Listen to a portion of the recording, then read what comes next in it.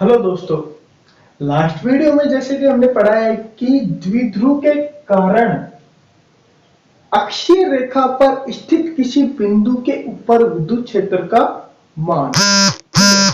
अक्षीय रेखा मतलब ये जो हमारा द्विध्रुव है, इसको मिलाने वाली रेखा को यदि हम आगे बढ़ाए तो उसके किसी पॉइंट के ऊपर हमने विद्युत क्षेत्र का मान ज्ञात किया था। ठीक है। अब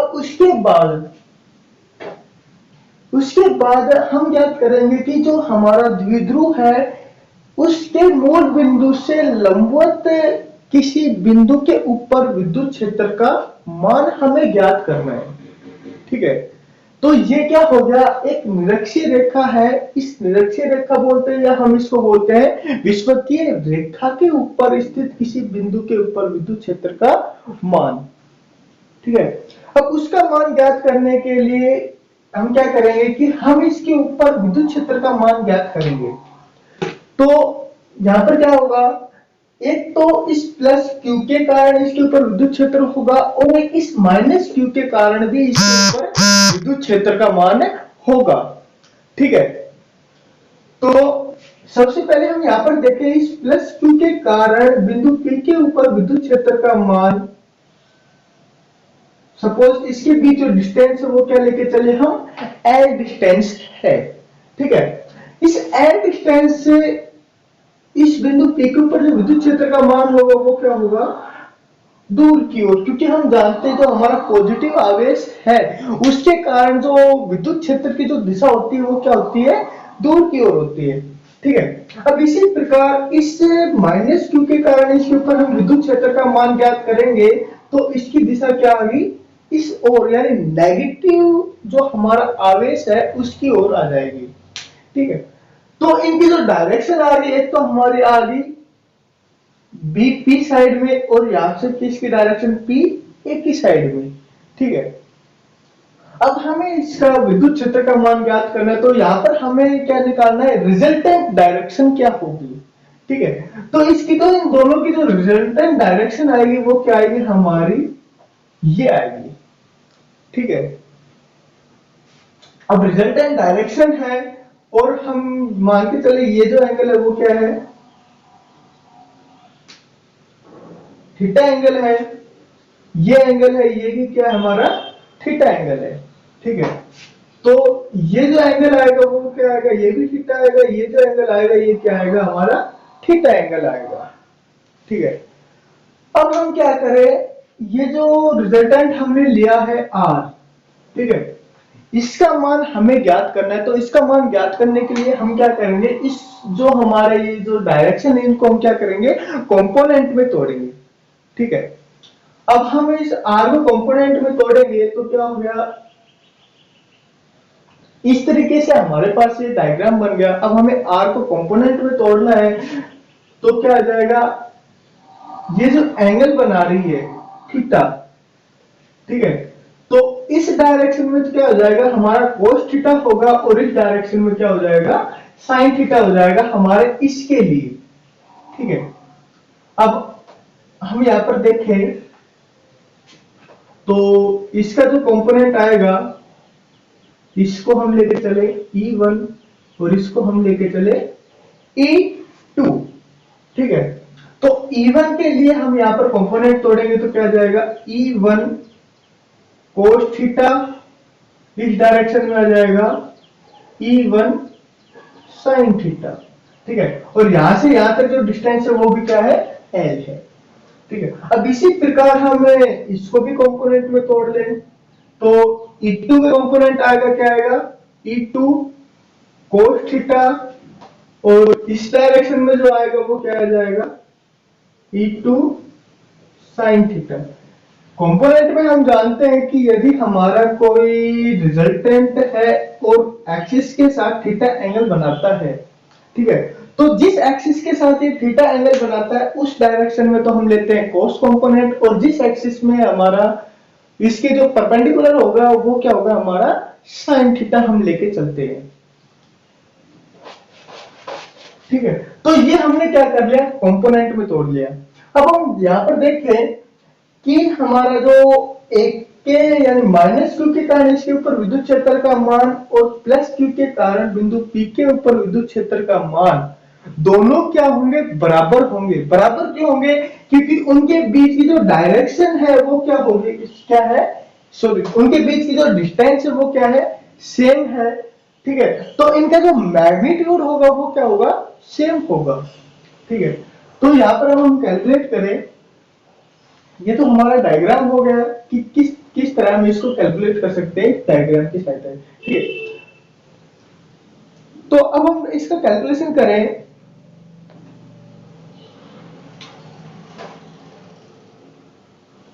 माइनस क्यू आवेश के कारण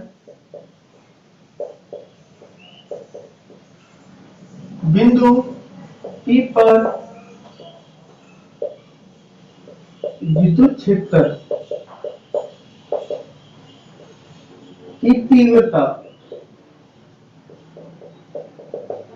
ठीक है, माइनस क्यू आवेश के कारण बिंदु P के ऊपर विद्युत क्षेत्र की जो तीव्रता आएगी, उनके बीच की जो डिस्टेंस है वो क्या है, L। ठीक है, तो E2 बराबर के क्यू डिवाइड बाई मैग्नीट्यूड हम लेके चले E2 के क्यू डिवाइड बाई L। ठीक है, और इसकी जो दिशा होगी वो क्या होगी, दिशा PA। ठीक है, इसी प्रकार प्लस क्यू के कारण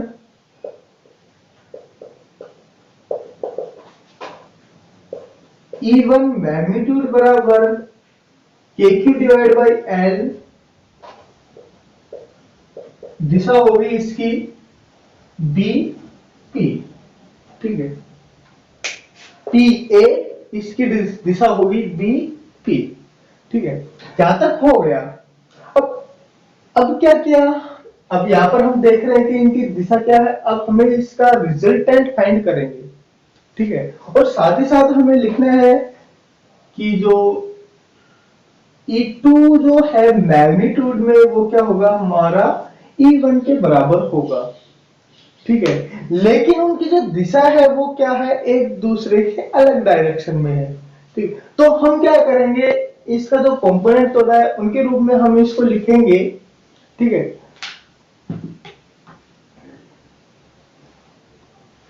तो कंपोनेंट में तोड़े। अब हमारे पास क्या है कि जो इनका जो कंपोनेंट आ रहा है, इस डायरेक्शन में जो इसका कंपोनेंट आ रहा है वो क्या रहा है, E1 cos theta, E2 cos theta same direction में है। ठीक है, और इसका जो परपेंडिकुलर जो कंपोनेंट आ रहा है वो क्या रहा है, E2 sin theta, E1 sin theta एक दूसरे के अपोजिट डायरेक्शन में है।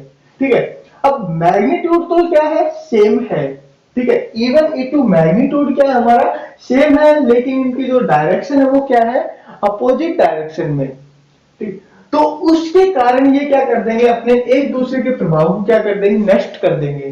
तो ये कंपोनेंट तो हमारा इलेक्ट्रिक फील्ड में कोई प्रभाव नहीं डालेगा, लेकिन हमारा ये जो कोस कंपोनेंट है, ठीक है, इसका जो मान होगा सेम डायरेक्शन में होने के कारण ही इसका मान क्या हो जाएगा, ऐड हो जाएगा। तो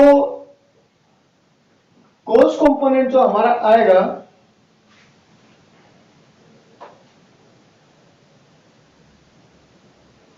यहां पर हम देखें,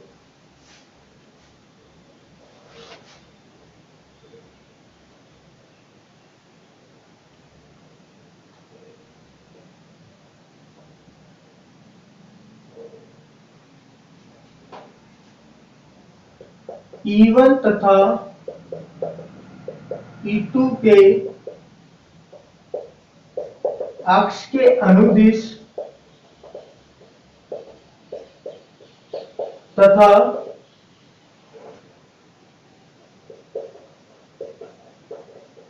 लंबवत दिशा में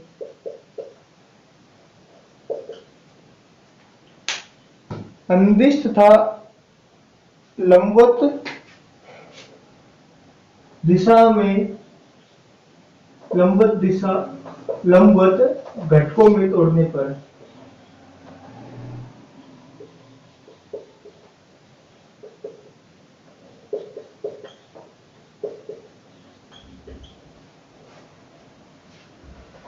इसका जो लंबवत जो होगा एक दूसरे के विपरीत दिशा में होने के कारण क्या कर देगा, तो इनका कैंसिल हो जाएगा, जो प्रभाव है वो क्या हो जाएगा, कैंसिल हो जाएगा, लेकिन इनकी सेम डायरेक्शन में होने के कारण ये क्या हो जाएगा, ऐड हो जाएगा।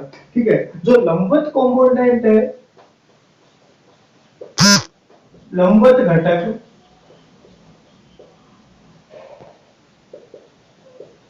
एक दूसरे के विपरीत होने के कारण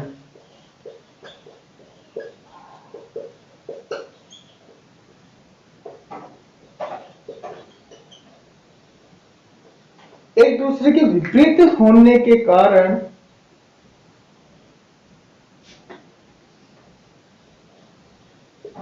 निरस्त हो जाएंगे।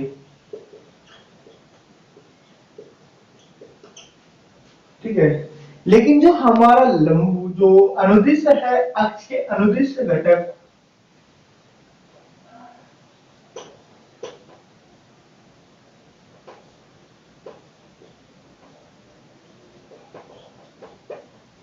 वाले घटक समान दिशा में होने के कारण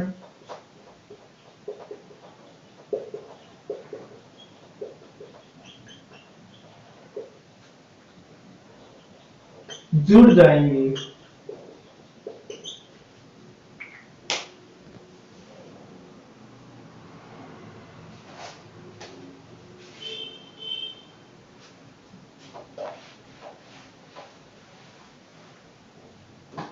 ठीक है, समान जो है वो तो क्या हो जाएंगे, जुड़ जाएंगे, और विपरीत जो होंगे वो क्या हो जाएंगे, निरस्त हो जाएंगे। तो हमारा जो रिजल्टेंट अतः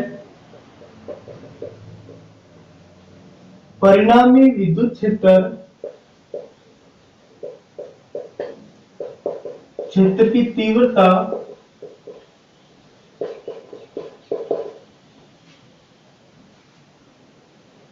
E बराबर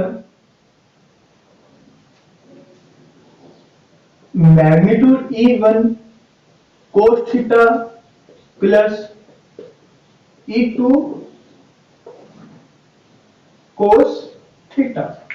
ठीक है, अब E1 तथा E2 बराबर है तो क्या हो जाएंगे, 2 E1 हम ले ले, E2 ले ले, E1 कोस थीटा। ठीक है, अब E1 और E2 का मान हमने पिछले उसमें देखा है, जो E1 का मान होगा वो क्या होगा, E1 बराबर के क्यू डिवाइड बाई एल। ठीक है, तो यहां पर वैल्यू पुट करेंगे तो क्या आ गया, 2 के Q divide by L square. ठीक है, तो ये आ गया हमारा। अब के क्यू एल कोस थीटा। ठीक, हमें क्या करना है, इसका कोस थीटा का मान ज्ञात करना है। तो कोस थीटा का मान हम ले सकते हैं ए ओ पी त्रिभुज से। ठीक है, त्रिभुज ए ओ पी से। ठीक है, या हम ए ओ पी ले सकते हैं या बी ओ पी ले सकते हैं। ठीक है, हम क्या करेंगे, हमारा ये जो ए ओ त्रिभुज ए ओ पी से हम कोस थीटा का मान ज्ञात करेंगे। तो कोस थीटा का मान ज्ञात करने के लिए क्या करेंगे, त्रिभुज लेंगे ए ओ पी।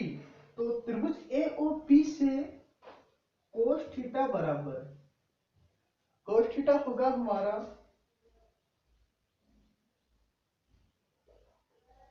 आधार बटे कर्ण। ठीक है, आधार बटे कर्ण क्या आ गया हमारा, कोस थीटा आ गया। तो यहां से हम फाइंड करेंगे कोस थीटा, आधार क्या है हमारा डी, और जो कर्ण आ गया वो क्या आ गया हमारा एल। ठीक है, ये वैल्यू हम यहां पर पुट करेंगे।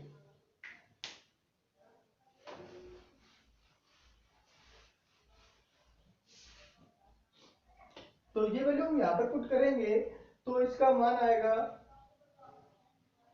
अतः E बराबर क्या हो गया, 2 के Q divide by L square multiply D upon L. ठीक है, तो ये हो गया हमारा टू, रुको हम अरेंज करके लिख दे, K Q two D divide by L Q. और हम जानते हैं कि हमारा जो क्यू टू डी होता है वो क्या होता है, द्विध्रुव आघूर्ण पी के बराबर होता है। ठीक है, तो यहां से क्या आ जाएगा हमारा E बराबर के पी अपॉन एल क्यू। ठीक है, चूंकि P बराबर होता है हमारा क्यू टू डी। ठीक है, अब हमें ये जो मान ज्ञात करना है, हमें R की टर्म में मान ज्ञात करना है, R और D की टर्म में। ठीक है, तो अब फिर से हम त्रिभुज वो लेके चलेंगे, त्रिभुज AOP से। ठीक है, तो एल स्क्वायर बराबर D square plus R square, या एल बराबर D square plus R square 1/2।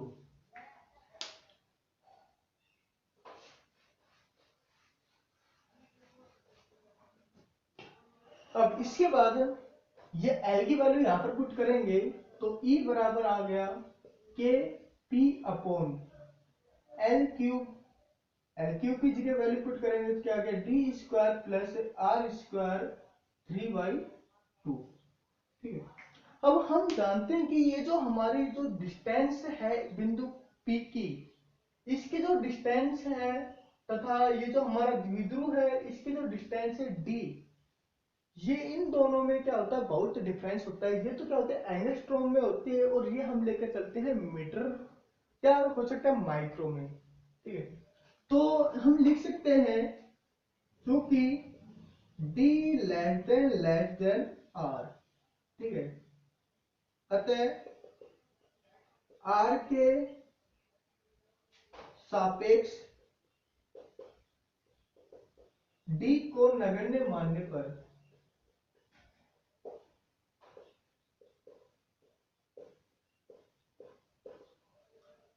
तो क्या आ जाएगा, E बराबर D को नगण्य मान देंगे तो क्या आ जाएगा, K P divide by R square से स्क्वायर क्या आ गया, आर क्यूब।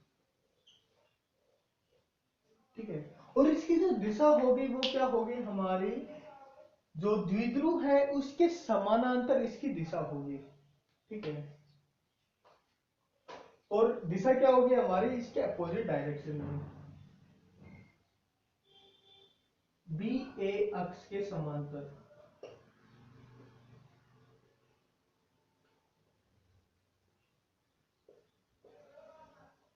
ठीक है, तो ये आ गया हमारा निरक्षीय रेखा पर स्थित किसी बिंदु पर विद्युत क्षेत्र का मान।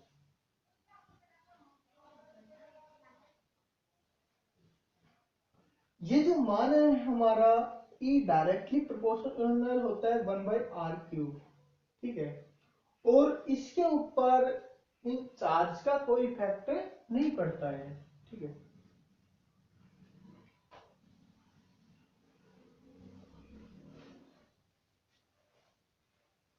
ये हो गया हमारा सेकंड केस की निरक्षीय रेखा पर स्थित किसी बिंदु के ऊपर विद्युत क्षेत्र का मान।